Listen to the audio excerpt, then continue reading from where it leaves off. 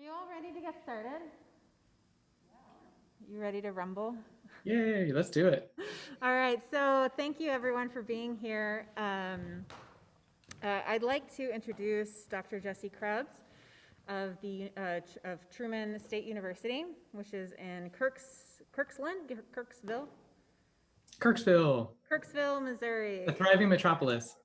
Perfect. And I highly recommend that you all take some time and go look on our website to read his bio. He's had quite the career. But I kind of wanted to just talk personally today. So Dr. Krebs is a very special guest for me because when I was an undergraduate student at Florida State University, he was a doctoral student. And I think probably one of the reasons that I have been successful in my career is because I had role models like Dr. Krebs. We were in excerpt class together. We studied with Frank Kowalski, and he was an absolute role model. I remember practicing so hard because I wanted him to think that I was good. So when I wanted him to notice me. So I'd love for all of you to kind of think about your role models and people who have pushed you in your lives today, and just kind of reflect on that, because it's just really special to have you here today. Well, the feeling is mutual, Dr. Manasra. You're going to make me get all emotional. All right, so we're going to start with the Kovacs, and I'd love to introduce Logan. He is from Madison, Wisconsin, and he is currently a sophomore performance major. So.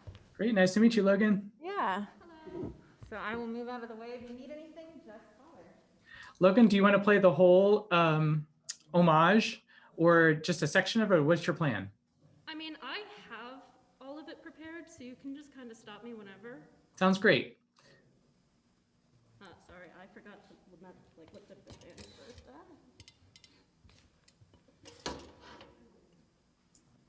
How about you go ahead and plan the whole thing so you can plan ahead for it. And if you miss anything, you can always come back to it. Very nice pun. We're going to get along great. You're laughing already. I like puns, honestly.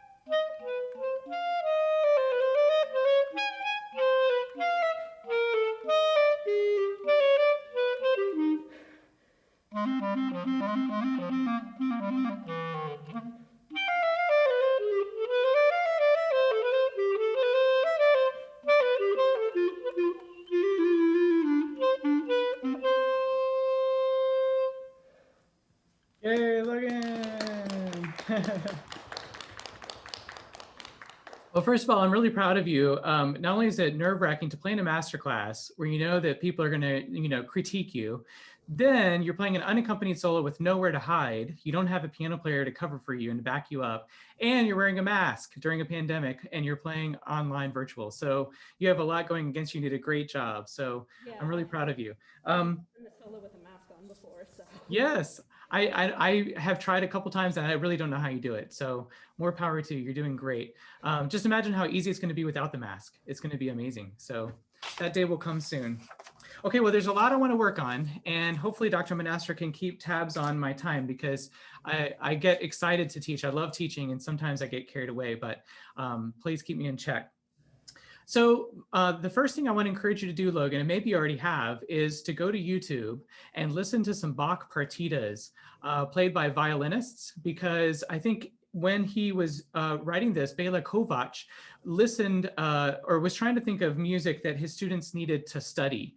And we don't have a lot of pieces written by Bach because the clarinet was basically brand new at the time. It had just been invented, and so we need to learn how to play in that style, but we don't have original pieces written for us by Bach. I wish we did. He's one of my favorite composers. So what you can do, the next best thing is to go to listen to partitas. And if you listen specifically to my favorite one, and maybe you can look this up later when you get a chance. It's Itzhak Perlman from 1978. He's playing Bach's partita in E major. It's on YouTube.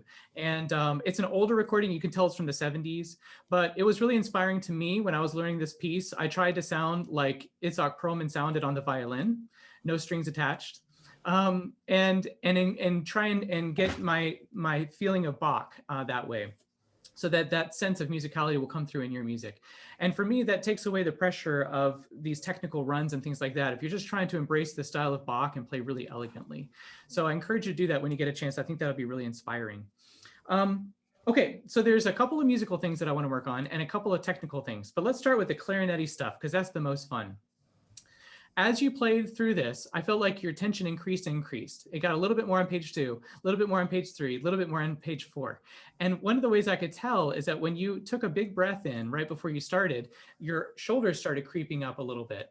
And one of the things I do in my studio is I keep a Beanie Baby, and I put it on the student's shoulder. And every time you breathe and your shoulder goes up, you see that Beanie Baby rise. And your goal is to try and take a really deep breath without your shoulder coming up. And if you can do that, I think you're going to feel so much more relaxed. A lot of times we hold our tension right here while we play. And then the second place of tension that I noticed for you is your head was going towards the music stand a lot. I think the average human head weighs between 15 and 17 pounds. Can you imagine that kind of a weight on your neck while you're playing? Not only that, but it blocks off your airstream. So I would love for your head to be back, definitely centered over your shoulders, and then to take a deep breath with your shoulders down, to breathe from low. So a really fun way, if everybody has their clarinets, right? Everybody's got their clarinets out. Can you carefully take off your mouthpiece and carefully take off your barrel? Of course, I lost my reed. That always happens.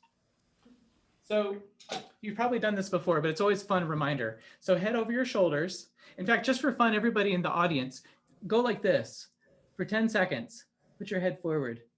2, 3, 4, 5, 6, 7, 8, 9, 10. Now bring your head up like you're a puppet and somebody's pulling your string. Doesn't that feel better? Like you can just breathe better. Everything is alignment. And now what we're going to do with our barrel, as much as you can with your mask, put your lips all the way around the barrel and take a deep breath in. And you want to sound like Darth Vader when you do this. You don't want to sound a high pitch, like, but you want to sound as much as you can. Can you try that? To let out all your air and then take a quick breath in. Do you feel how quickly you're able to open up and get a big full breath, and you're going to have this huge tank at your disposal? Try one more of those. And when you do it, picture yourself on a hot summer day and you just stepped into a cold shower. What's the first thing you do? Oh my gosh, like it's jarring, right? And then you're going to have all that nice air to work with. Okay, so now put it back on your clarinet. But I just love that as a reminder to how to breathe open, and it's going to give you so much more air to work with as you play. And then I want you to try, as you play this opening section again, to keep the idea of an open embouchure, a rounder embouchure. You have a really nice tone, but sometimes I feel like it's just pinched a little bit. And we do need some firmness on the embouchure, but the best way to think of it is the corners being firm, not necessarily this way.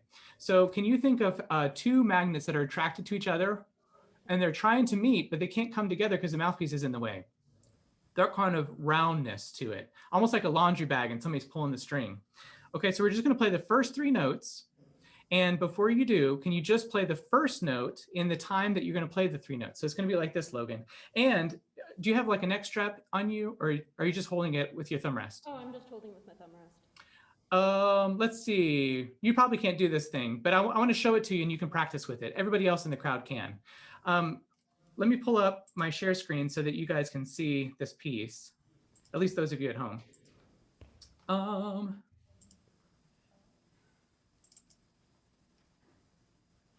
Okay. So here's what we're going to do, everybody at home. We're going to play this opening. There are three grace notes. Well, there's two grace notes and then a real note. But we're just going to play the first note. And when you play this first note, Logan, once you're sitting down, you can hold the bell in your lap, in your legs. You're going to go like this with your finger while you play the D. But you're going to think all three notes. So you're going to go like this.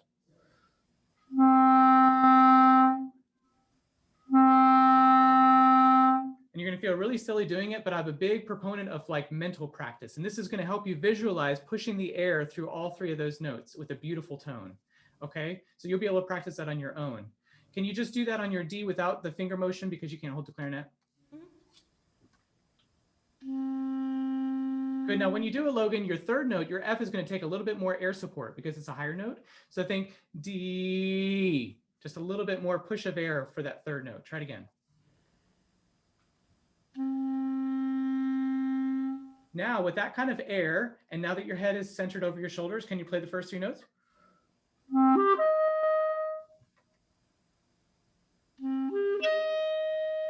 Now, the top note, did you hear that little pinch? That makes me feel like you're pinching a little bit. So just try and think more open and round with your embouchure. Can you try it again?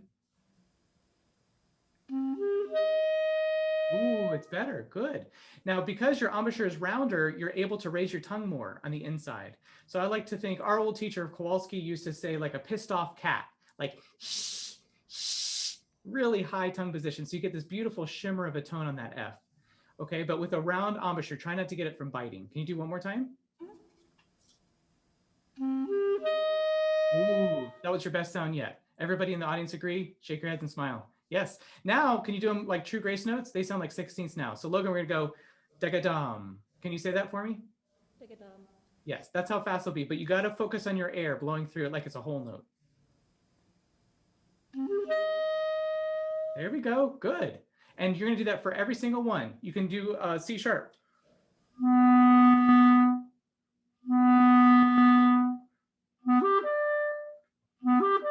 And something about this visualization of my finger going forward makes me think my air is going to do that. And it really helps me visualize it. So I encourage you to do that when you practice. Okay, a couple other things in this fast part, or in the slow part. Let's see. Do you know what a compound melody is? Yeah, Have you gotten to that in counterpoint class? You probably haven't taken counterpoint.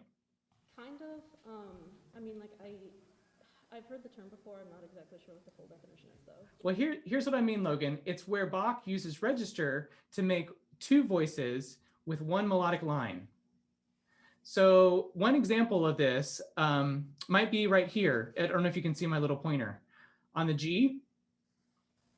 So I'm only going to play the one voice that I tend to hear.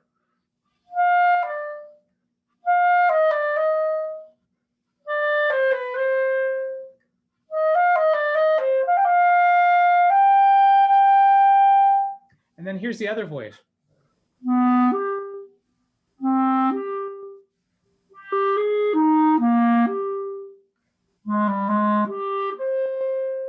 And it's almost like he pairs those two together to create this idea that you're accompanying yourself.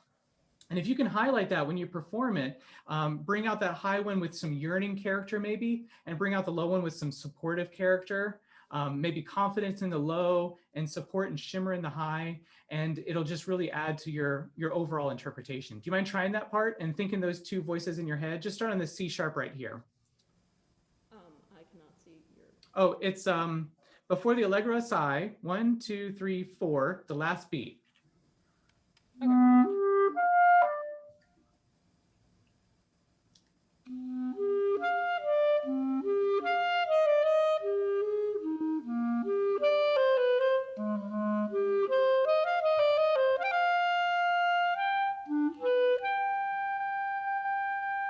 Yes, and I would love those grace notes to be actual grace notes. Da-ga-da. It can be a little bit more finality to it, but still quick on those guys so that they're true grace notes.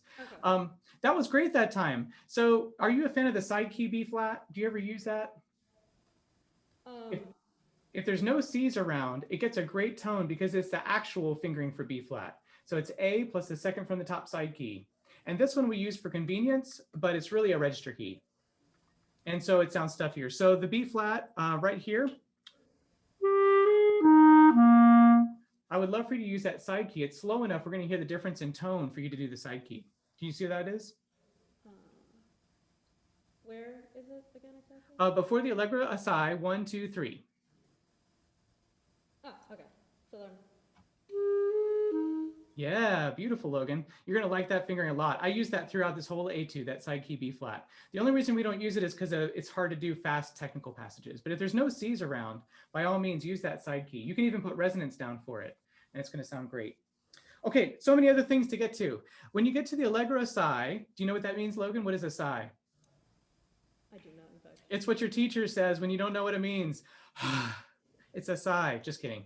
It means very. Okay. So very fast. When we get to this part, you have some articulated notes in the higher register or the clarion register. And this is difficult to do if you don't have the correct voicing for those high notes. So just for fun, is there any way you could try and play the A, the first note of your pickup, but don't put the register key down? So it's going to sound like this, Logan. And in order to get that feeling, what I do is I pretend like I'm going to yawn, like, hey, how's it going? Kind of breathy and open, like you're going to blow warm air. Okay, so finger the D, but play the A. Everybody at home can try this too.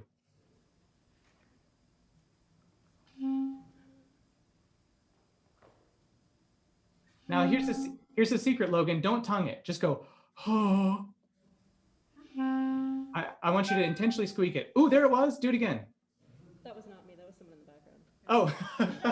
It was the professor.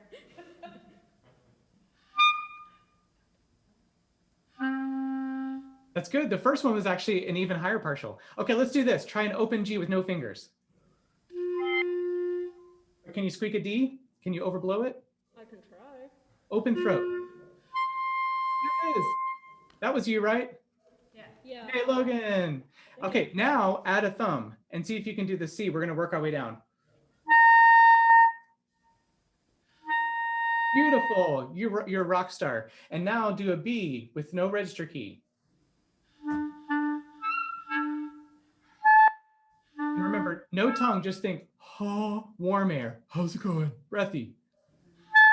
Yay, there it is. Now, here's the hard part, Logan. Can you play the B? And while you're holding the pitch, tongue it, but keep it up there. Don't let it jump down. So it'll be like this.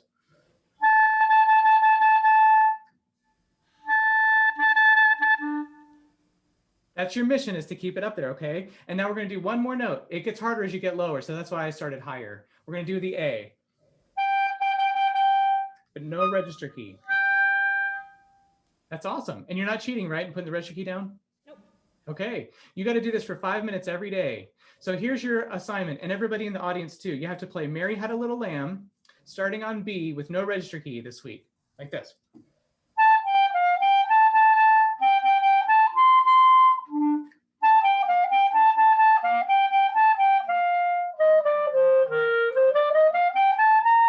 If you get practice at it, you can get pretty low. And basically, I would never play like this, right? But the idea is that when you put the register key on, it just helps those notes speak. You're basically voicing it correctly, and then it's going to come out really pretty. But right now, Logan, you're voicing a D down low, but you're fingering the A. So we get a little bit of an undertone, and that's what I want to try and have you work on as you perfect this piece. Does that make sense? Yep. Yay, good. You know, that voicing concept is also going to help this page 2 high F that struggled, the high F to E. Can you do one of those for me? So do you want me to actually do it with the register? Yeah, just do it with the real fingerings, but get that same feeling that you just had where you're open throat and you're blowing warm air and you're thinking like you're gonna yawn.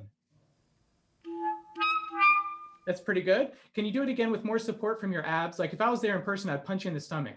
Would it be a rock hard or would it be like marshmallow? See if you can make it firm. Okay, try it again.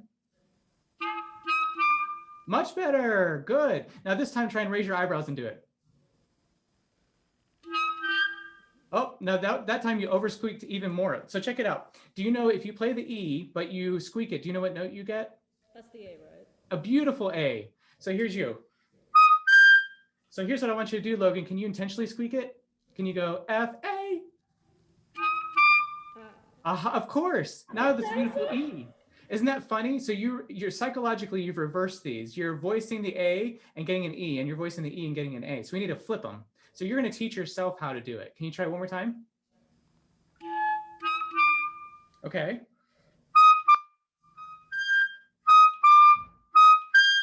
Back and forth. Do good Logan, bad Logan.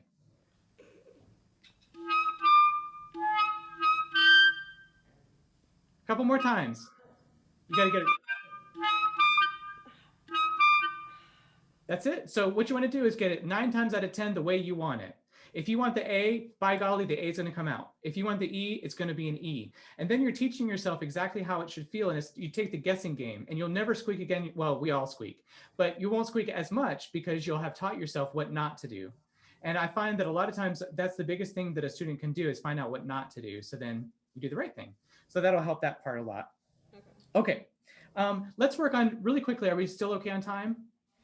Well, how long would you like? I guess I should have asked that. I think we're doing great, but of course I get carried away. So let's keep going. Okay, just a little bit more. Will you find, Logan, your least favorite passage of 16th notes? Where's the one that always tends to swing? Like, would you say one at the top line of the last page? Yeah, it's that one. Is it the one that starts on F sharp or G sharp? Pick your poison. It's usually either the G or the G sharp. Usually I can get the F if I'm not panicking. Okay, well, let's do the G sharp because that one just sucks all around. You have to do left hand pinky to right hand middle finger to a B with a skip in your fingers. So that's going to be like really nasty, right? Yeah. So let's do the G sharp one. And what kind of things would you do to practice this, Logan? I usually slow it down and isolate it, and then I start it a lot slower than I would like actually perform it. Perfect. I love it. The metronome. So that gets pretty boring after a while. What else could you do that would make it more fun and interesting when you're practicing?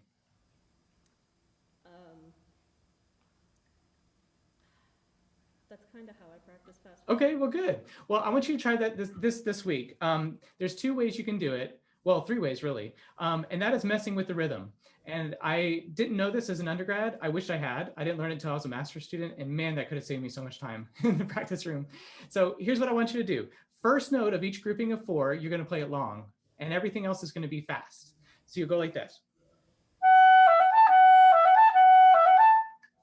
Can you do that for me? Now, the only thing is when you practice these kind of sections, you want to do it in context, which means at right this point, you're going to be forte, right? Which means strong. So can you be a lot more strong and powerful at this point? So you practice it just like you're going to be playing it. Okay, but I didn't hear any tongues on the downbeats. Are you going T, da da da T, da da da T? Get everything just like you want it. Good. And when you do the tongues, try and be lighter with it. Try not to be too heavy, but that was great. Now you're going to elongate the second note. Da da da da da da da da da da. Can you hold the F sharp this time? Yep. Now the third note. You think you're so smart? Not really, but okay. But Logan, I heard you stop tonguing. Now it sounded like the whole thing was slurred. So every detail.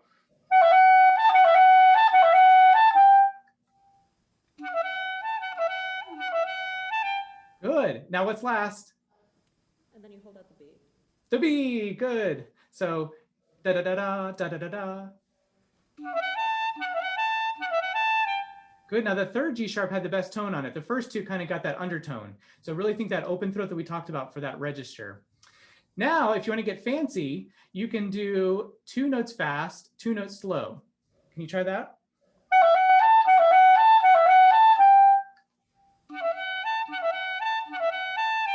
Good, except for tongue the A at the end. Now, can you move the 2 fast notes to the middle?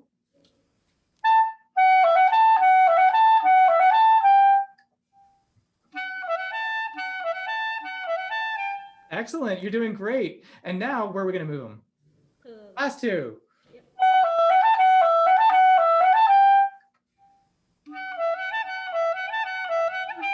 And now let's swing it. Like you're in jazz band. Now switch it. Go fast, slow, like you're from Scotland. Da-da, da-da, da-da, da-da. Oh, but now, Logan, you're tonguing every two. Can you do every four? Yeah.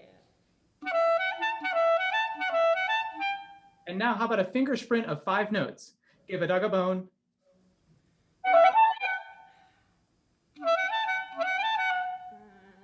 And you could just restart like this.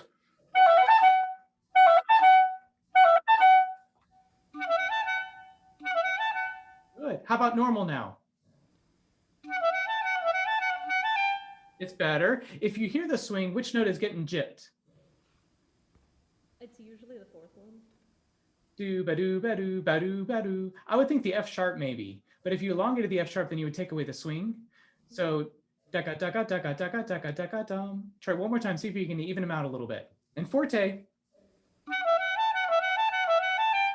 I thought that was good, except for you didn't tongue the A, but that was awesome.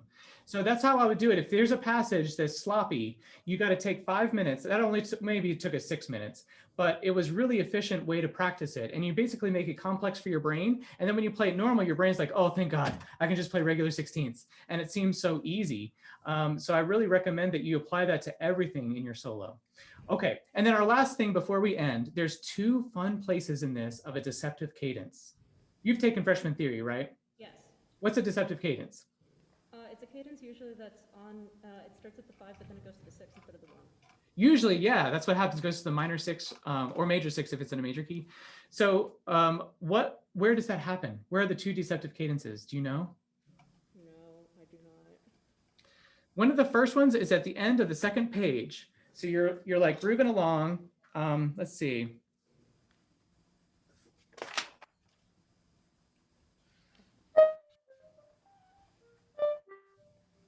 And then you don't expect this. What? No, he didn't just go to B flat. That's a big surprise. It's a surprise chord out of nowhere because you're set up all before then with B naturals. So you're in a kind of a different harmonic sense. And then all of a sudden you get that 40 in measure 45. I don't know if you have your measures numbered. Measure 45 is a surprise B flat. And you can use your side key that I just taught you, 2nd from the top. But if you can make that special, Logan, so what? No, he didn't. And bring that out to your audience, that's going to make a huge difference. Just recognizing the harmony there. And then the next one I'll show you is at the end. It's measure 91. Dr. So, Krebs, you cut out a little bit and we have no idea where you are. oh, I'm sorry. I'm in Kirksville, Missouri. No, I'm just kidding. Can you talk about the first one more time? We don't have measure numbers in ours. Okay. Yeah, the first one is at the end of page 2. And it is second to last line from the bottom. Yep. Downbeat, the B yeah. flat. So we're going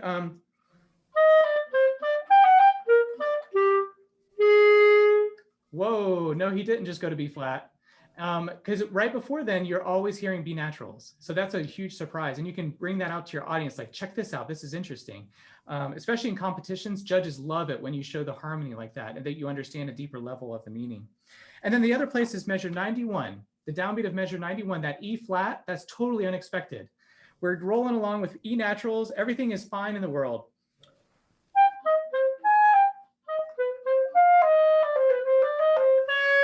What? No, he didn't just do an E flat. Where did that come from? And so you got to bring those and make them more special. And it's going to really help the audience to understand what's happening. There's so many 16ths and like just kind of exercisey sequencing in here that if there's a special moment like that, you got to bring it out and bring it to our attention as an audience member.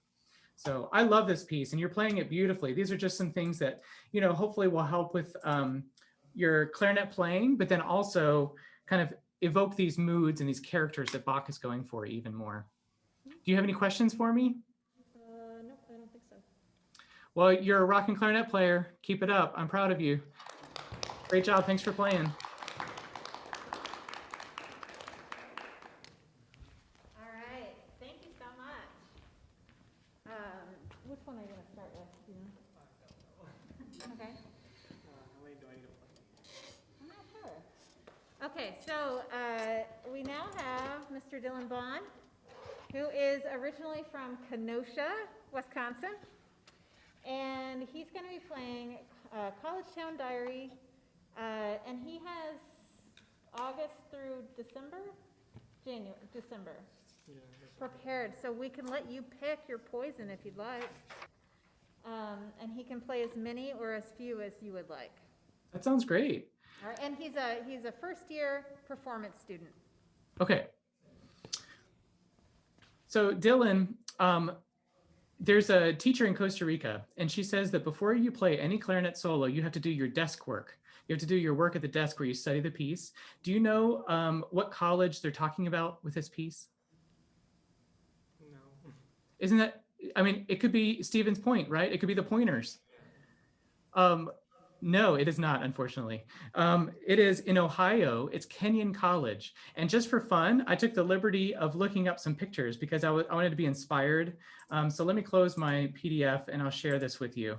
These are pictures of Kenyon College. It's beautiful. It's a really beautiful campus. Big, buildings, church-like buildings. This one is really beautiful. And in fact, did you notice, Dylan, that in December, it says Christmas, the church on campus? Well, which church are they talking about? This church. In fact, there's a picture right here inside the church. Well, maybe this is the outside here. It's really beautiful. It's kind of almost Gothic, maybe. I'm not an architect specialist, but I just thought that was interesting. And I think it might inspire you as a performer to visually be thinking about the campus that the composer was thinking about when he wrote this piece. So I encourage you in your free time, just Google some images of Kenyon College and kind of get that sense so that when you perform it, you can close your eyes and kind of capture that as you try and do these different character pieces. Okay, well, what if we start with September? I really like September a lot. Do you mind trying that one first? This one applies for you, Dylan, right? How come? I mean, I don't know. I mean, it was at the beginning, but it's definitely gotten better. Well, it says September, homesick, a politically correct term for the first-year student. And you're a first year, right? Yeah. Well, hopefully you're not homesick, but how cool to play a piece about it in case you are. Take it away.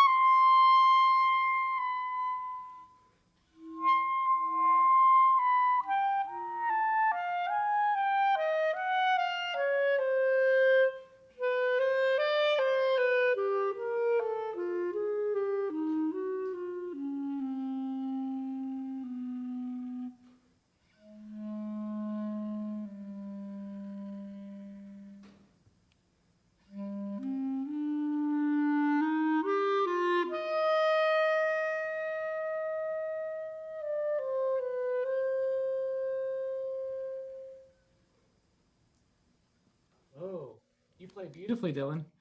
It's so nice to hear you play. Yeah, give him a round. So just a few things, and I want to get to more of these, so I don't want to spend too much time on it. Did you know that the high E flat, this is measure 27. Let me share my screen on this one too, so everybody at home can see the music. Do you know if that tends to be flat or sharp for most people? I mean, I don't know. Well, you get a 50-50 chance. Why don't you take a guess? Sharp. It tends to be flat, high E flat. And so here's what you can do, Dylan. Everybody, you're fingering at fork, right? I assume I can't see your fingers, but one of the things you can do is not shade those holes. I see so many players do that, and then they shade the holes and make it flatter. So if you can get in the habit, when you push your sliver key of feeling the rod behind your fingers, then you're going to open up those holes and not shade it. And then you'll be a little bit more in tune. You can also draw an arrow up and just watch out for that. But do you mind trying that part again for intonation? Your intonation is so good, Dylan, that when it's not, it really draws my attention to it. But we don't want that to sound too bluesy. And if you're flat there, we don't want anything like that. So just get that E flat a little higher. Can you try that part? Like 25? Sure, or even the part is 27. So yeah, starting at 25 would be perfect. Okay.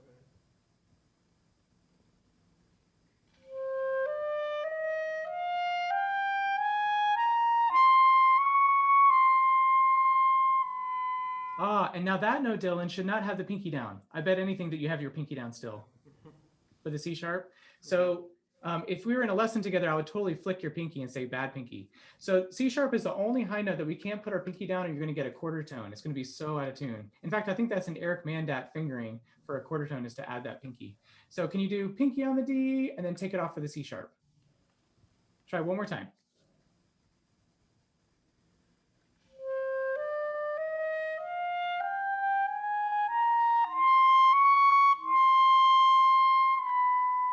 So much better. Good. That makes a world of a difference, and it's going to match the rest of your playing. I know it's weird to think about intonation when you're playing a solo piece, but you still have to be in tune with yourself, and the intervals have to be in tune with themselves. Then the last thing for this one is to think about the purpose of notes. Do you ever ask yourself, what's the point of this note? Why is it in this piece? What role is it doing? So take a look at measure 12, and I'll move up my screen so everybody can see it. In measure 12, we have a dotted quarter note and 3 eighth notes. What's the purpose of the 3 eighth notes? Why do they exist in life? Are you asking that, or? Yeah. I guess to lead up to the D. Exactly. But you know, the way that you're playing it is not loud enough on those pickups, and then the D comes out really surprising. So I wonder if you can think even more about playing the F and the A and the G as true supporting pickups that are driving, and then kind of float your D a little more gentle so it matches. Do you mind trying measure 12?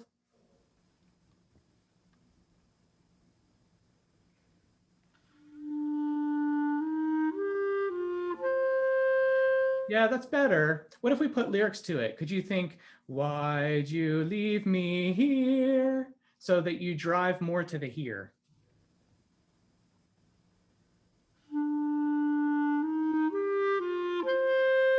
That was beautiful. Then it didn't pop out so much. And then you'll do the same thing with the C in the next measure. It's kind of a sequential place. But a lot of times in this piece, I find that the eighth notes, their whole purpose in life is to have direction, to go somewhere. And I feel like if you play this movement and you could put a metronome to it, you're not playing it right. See if you can have a little bit of give and pull and kind of push forward and then pull back and let the music breathe a little bit. One of my favorite sayings for rubato is that rubato is like a bank account. If you take money out, you got to put money in to balance it. Otherwise, you just go broke. So if you're going to pull back at certain places, make sure you're pushing forward with some direction and some interest, and find those spots that you can kind of drive to. Does that make sense? Yeah. Awesome. Let's do another one. How about we try the Ghost of Kenyon? So this is movement 3. I'll pull the music here. Oh, one other thing, Dylan, and I think I mentioned this to Logan too. You had a B natural in there. This is measure 20. C sharp, B, C sharp. Did you know that fork B for most people is flatter than regular B? So in that instance, I would go to fork there, even though there's not a fingering reason to do it. Your tone will sound better and you'll be more in tune. Do you see where that is? Yeah. Yeah, so consider that and try it on your clarinet and see if the fork B isn't a little bit lower in pitch, so you won't be so sharp on that. Okay.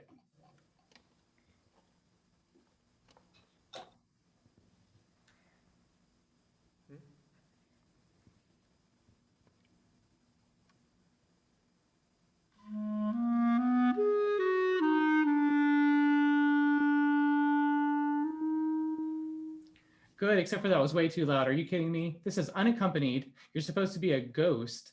Like, you got to be creepy. Now, when you play soft, I noticed that when you play soft, it's kind of like a breathy soft, like subtony. And a lot of times that works great for jazz. Do you play any jazz, Dylan? No. Like, you know, that kind of.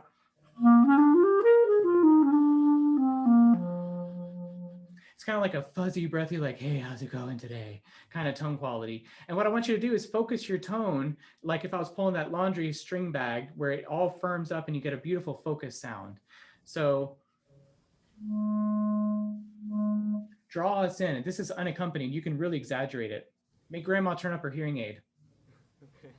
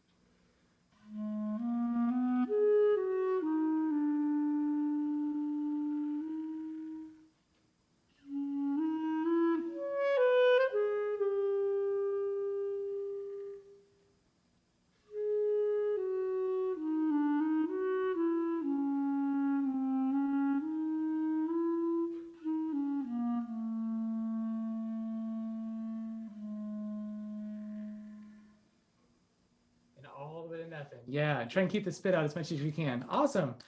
When you got to some of those B naturals, Dylan, I wanted to go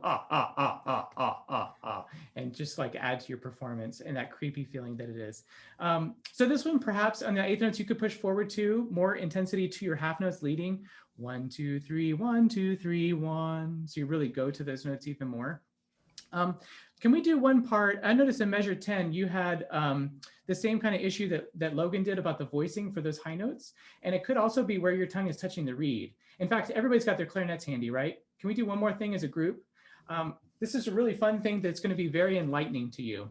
I want you to intentionally unscrew your ligatures and move your reeds way down on your mouthpiece. Like so far down that there is a big gap in your, I'll hold it up so you can see. So that air is going to go through. So basically the reed isn't going to vibrate or make any sound. But what we're going to do is you're going to tongue like you always do, and we're going to see which part of tongue you're using when you articulate, Dylan, just to check yourself.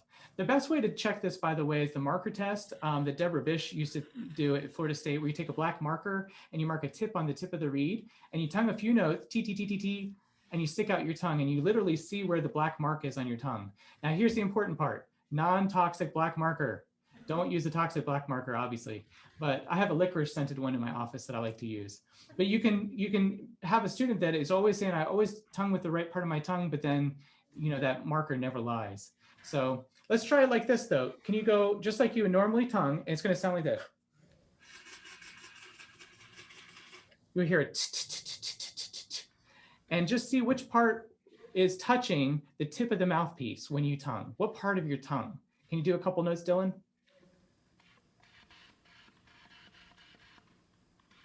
Do you feel like it's close to the tip, or is it a little bit farther back?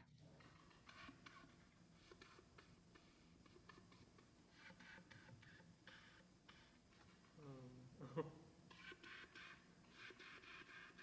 guess it's a little farther back.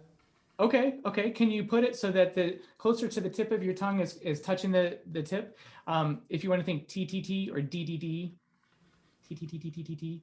In fact, say this, Dylan, without your clarinet. Can you go T, T, T, T, T? Everybody say it in the whole class. T, T, T, T, T. Where is the tip of your tongue touching it? Is it the roof of your mouth right behind your top teeth? T, T, T, T, T. For me, it's the same motion that I do, but I insert the clarinet and then the reed gets in the way. So instead of touching the roof of your mouth, it'll be the tip of the reed. Can you try it again? So like this, T, T, T, T, T, T, T. Okay, good. So now push your reed back up, and hopefully that'll help. I think that if you can move it closer to the tip, then maybe that'll help that grunt go away, because you don't tend to have it when you slur, but I notice when you tongue, sometimes it creeps in. The other really fun thing, and I want everybody to try this just because it's a fun experiment, is to turn your barrel around, and we're going to play with the reed on the top. Did you know when the clarinet was first invented, it was primarily played by oboists as a doubling instrument who do double lip embouchure, where they roll in both lips? And so it was many years in the clarinet's development that it was standardized to have the reed on the bottom. And I think like the 1800s at the Paris Conservatory. So what you can do is actually articulate backwards with a double lip embouchure, and it's impossible to tongue anywhere except for the tip, or else it won't work. So could you try it just for fun? It's going to sound horrible. Everybody try it. You get to roll in both lips. And then tongue a couple notes and see if you can get that tip to tip. So that's another fun way to kind of see if you're doing it correctly or not. All right, now let's take that fun passage. Can you just try the B flat there? So here's the part where laughter at measure 10. And you want to get that nice and light with a beautiful tone. Just that measure, or? Sure, that'd be great.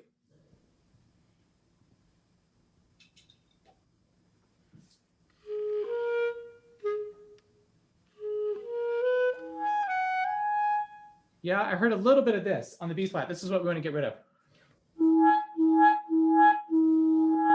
That's the undertone. That's where you're voicing the low note. So remember, when you get to that note, just think open. Why don't you try what Logan was doing? Can you play the B flat but no register key? So you finger an E flat.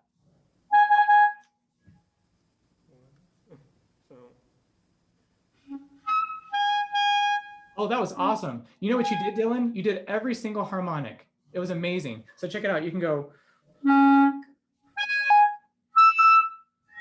I can't get that higher one, but all those are possible just with your voicing. So you got every single one, and then you got the right one. Try it one more time. Good. Now, while you're on that pitch, can you do some tonguing, some light tonguing? T, T, T, T, T, but keep that pitch.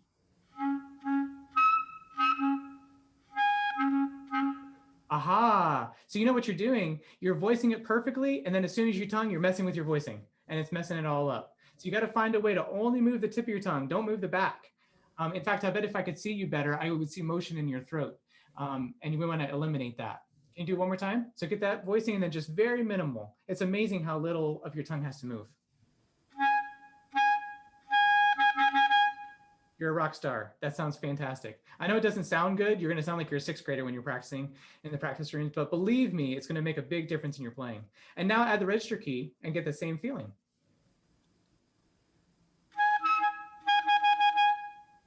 Good. Yeah. Okay, my last thing that I want to kind of end with, and maybe we can do one more movement after this, is do you ever think of like a storyline when you're playing with the music? Like if you're playing this, you've watched Fantasia, right? Where they create a video to kind of go along with the music. If this was the soundtrack for your movie, what's happening in the movie? Something spooky, I guess. Okay, so how about more specific? How about the first two bars? What's happening?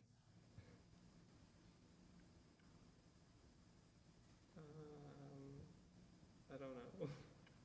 What if you're like sitting there watching Netflix and all of a sudden you hear something creepy, like a scratch on the wall?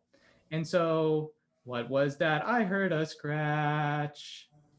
And then you hear it again, which makes you a little bit even more anxious. What was that? I heard a scratch. So then it's a little bit more that second time, like short, short. And then you get up to go see what happened and try and figure it out. Can you play with that kind of mindset? And this is just my own idea, but of course you should make up your own as a performer, but just something to evoke to the audience. So then you're not just playing notes, but you're really trying to convey the story.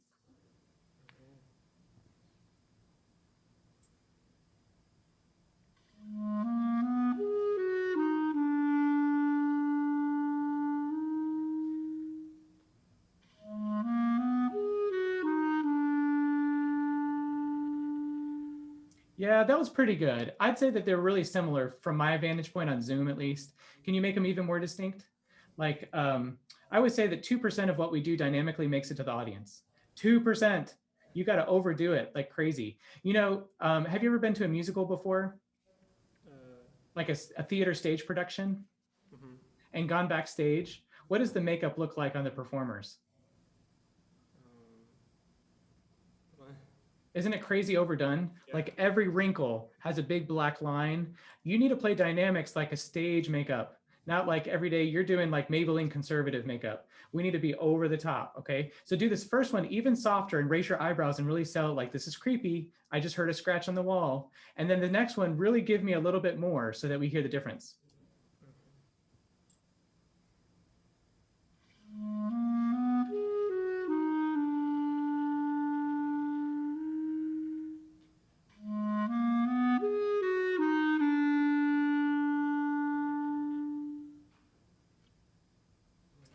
Yeah, that was awesome. You know, one of the other things you did is you went a little faster the second time. And that's another thing you can play with is kind of the tempo. Do you mind if we end with Christmas in December? That's a great ending one. And this is the church scene. So you can be thinking of this big, majestic church as you play December for us. Maybe think of the Harry Potter scene when they're, you know, at Christmas and everybody's happy and excited.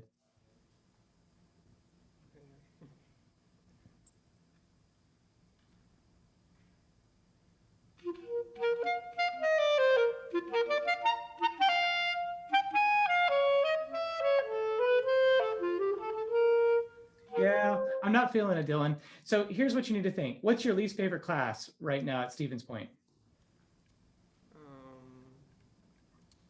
My health class.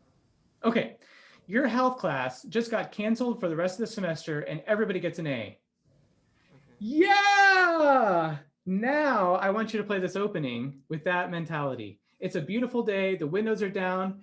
Ba-dum, ba-dum, ba-da-ba-da-dum, ba-da-da-da-dum-da-da-da. And see if you can play a true forte where they can hear you in the hallway. Okay? Okay. Put some air through.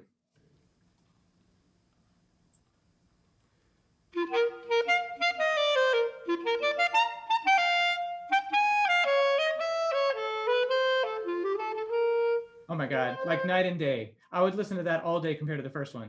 Sounds fantastic. Now, when you play that loud, your reed does sound a little bit soft. So you might want to get just a tiny bit harder reed to support that. But you need to be using that kind of air for that kind of contrast. I think it sounds fantastic. But I wonder if maybe one of the reasons you don't like to play loud is because then you get a little bit bright with your tone. So think about a little harder reed to kind of compensate for that. Now, do you see the rhythm in measure 4? This A right here? You're playing it so wonderfully like you're from Scotland. You're going da da da da da da da, or Ireland, or wherever that place would be. Is there any way you can play it like a true eighth note? Ba ba ba ba ba ba da.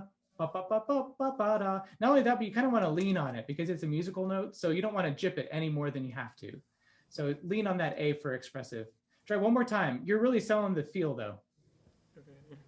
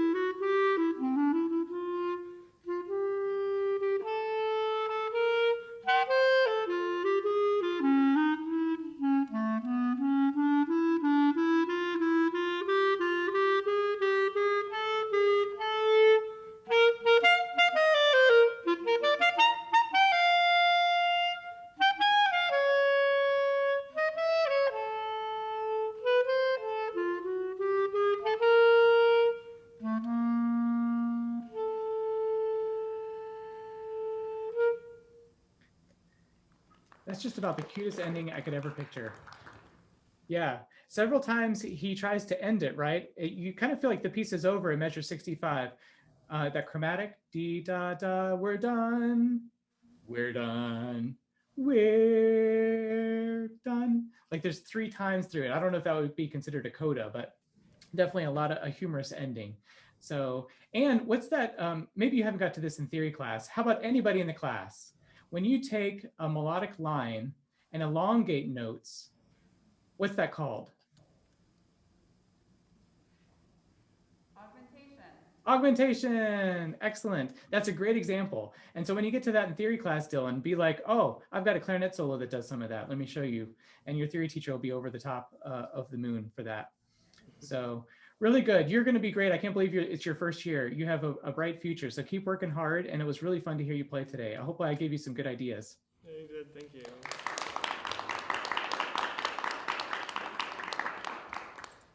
All right, so do you have any time for maybe questions? I do. I have nothing else the rest of the day. So ask away. Perfect. All right, well, get ready for hours.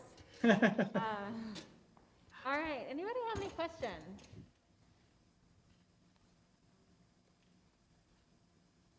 About anything that we covered? Can you tell me where you learned the pulling the reed down trick and what is maybe how can some of us people who are educating or going to be educators, what are we looking for with that exercise? Well, for a long time, I did that tickle, tip of the tongue tickle thing where you take off the barrel like this, and then you blow a note. And while you're blowing the note, you take the tip of your tongue and rest it against the reed so that it tickles the tip of your tongue. And I hate the feeling. And then you can turn that into nice little light tongues. And then the marker test works really well. And I use that for a long time too. And then when you get virtual, we can't do the marker test and we can't do the tip to tip tongue. And so I was really struggling with how to make sure that my students were doing tip of the tongue with them remote and me here. What could we do to kind of like figure that out?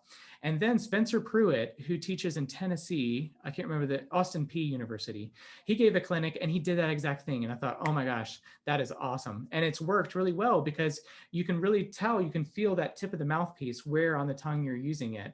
Whereas the reed is such a big thing, you can't tell where the heck am I tonguing? I don't know where it is. I mean, you could try the marker thing, but that's really clear. Then you can definitely feel the tip. So I give all credit to Spencer Pruitt because he's the one that showed me that. But I think it works really well, especially for virtual lessons. Yeah, that's wonderful. Yeah. What about, I'm going to kind of flip the tables a little bit because you asked me this question when I was with you, but what's something you wish you had known in your undergraduate? That's a good question. It's something, I guess, similar to what you said, and you can tell your class this because they might not have heard it, but for me, I have always been a detail-oriented person. I'm definitely type A. If you saw in my office, every single paper is in a stack of some sort in organization. I mean, organized in my mind, at least. And that's just kind of how I function. And I wish that I had been a little bit less concerned with that and a little bit more just enjoying music because I would get so stressed out. I distinctly remember performing Stravinsky's 3 pieces. And on the very last note, that last little B flat, at the end of movement 3, and I squeaked the heck out of it. It was like the nightmare of any squeak. And I just was really hard on myself and just like the world had ended because I squeaked so bad. I didn't even want to see my teacher. I packed up as quick as I could and I just got the heck out of there.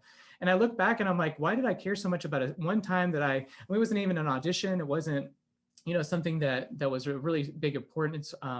And I wish I had just learned to enjoy playing the clarinet. Like these days I sit around and I play long tones and I think about how cool it is that we get to make music on this beautiful instrument. Like sometimes, have you ever just felt the air, the vibrations in your fingers when you're doing long tones? And you're like, this is amazing. I'm making sound through this instrument.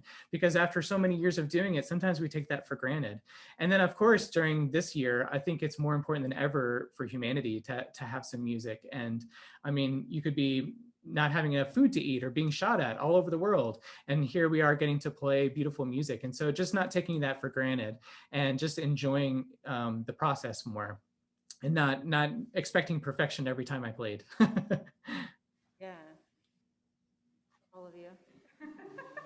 So you're speaking to their hearts. Yes. The other thing is, I know you feel like you're busy people, but really you have a lot of time compared to when you have later in life.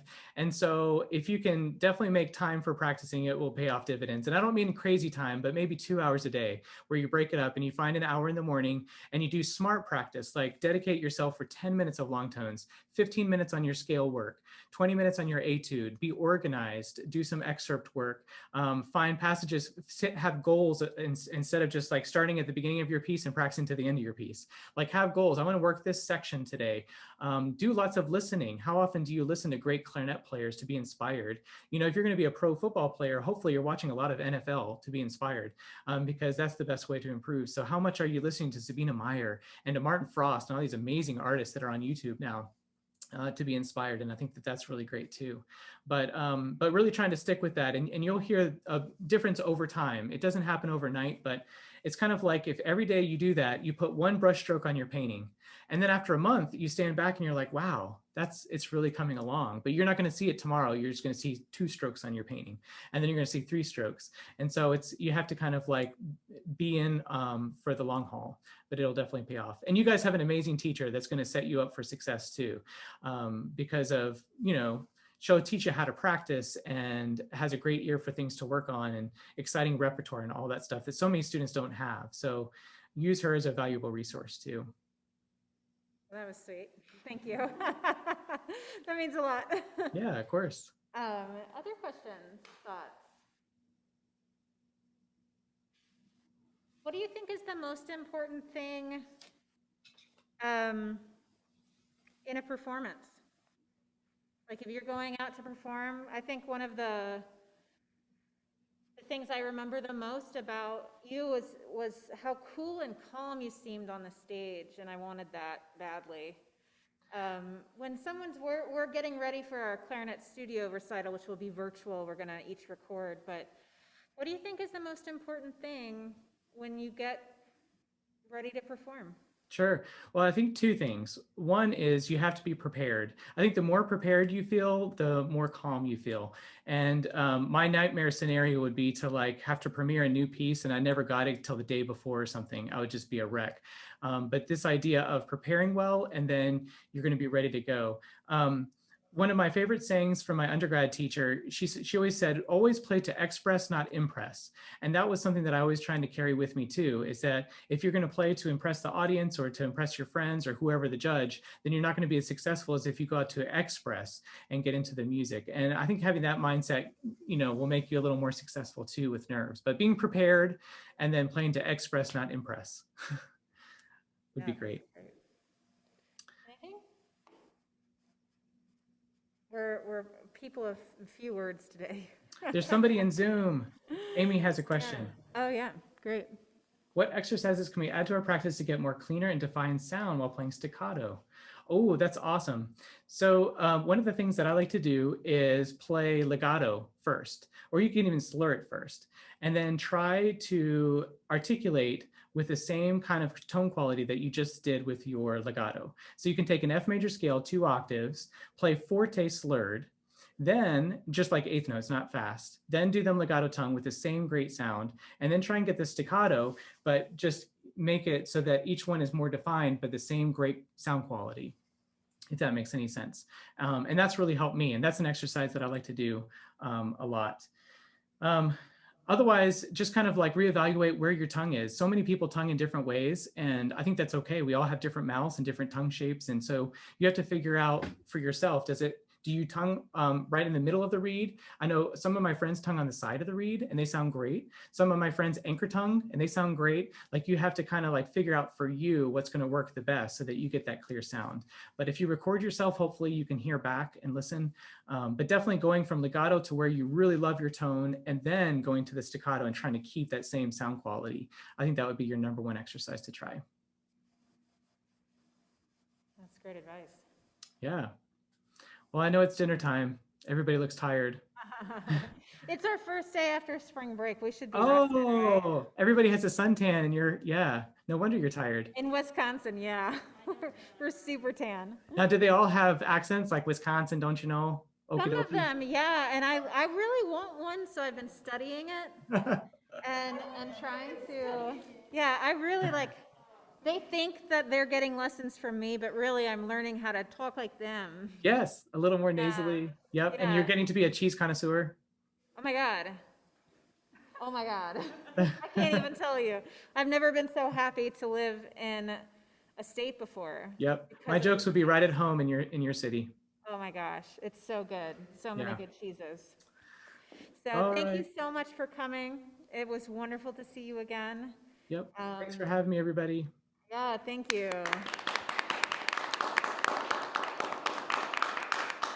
All right, well, enjoy the rest of your evening. You too. Thank Okay, you. and Great we'll be in job. touch. I would love to collaborate sometime.